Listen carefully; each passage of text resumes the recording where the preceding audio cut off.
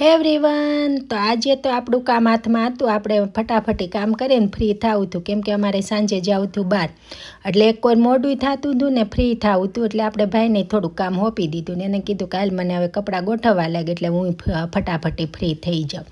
પણ ભાઈને તો ખબર જ છે, એને કંઈ મસ્તી કર્યા વગર કાંઈ કામ થાય નહીં. તો જો એ મસ્તી કરતો જતો હતો ને એ કામે કરતો જતો, પણ એને પાછું કામ કરી લે એટલે એને ફરમાઈશું શરૂ થઈ જાય ને આપણને એમ થાય કે ન કામ સીધું હોય તો સારું. પણ જો હવે એની ફરમાઈશું શરૂ થઈ ગઈ ને મને કંઈક મને હવે ભૂખ લાગી ગઈ, તો 2:30 વાગે મને કે હવે મારે સાન ભાખરીને એવું બનાવી દે, કેમ કે મેં કામ બહુ કર્યું એટલે હું ભૂખો થઈ ગયો. એટલે બસ આપણે પછી કે એટલે નાય કેમ પાડવી, તો જો એની હાટું મસ્ત સા ભાખરી બનાવી દીધી ને પછી નવરા થયા ને બધું કામ પતાવ્યું ને એવું થયું ને ત્યાં અમારે જવાનો ટાઈમ થઈ ગયો. એટલે જો હવે મસ્ત થઈ ગયા છીએ રેડી ને આવી ગયા છીએ બહાર નીકળતાની સાથે જ જો અંધારું થઈ ગયું છે.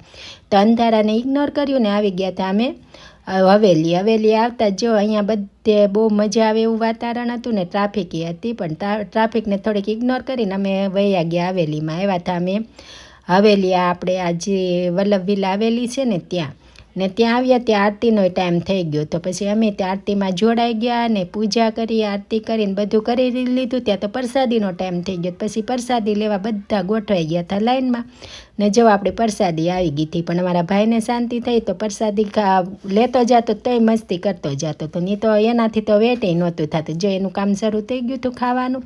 ને તમને વિડીયો ગમ્યો તો લાઈક શેર ને ચેનલને ફોલો કરવાનું ના ભૂલતા. મળશું આપણે નેક્સ્ટ વિડીયોમાં. ત્યાં લગી બાય બાય.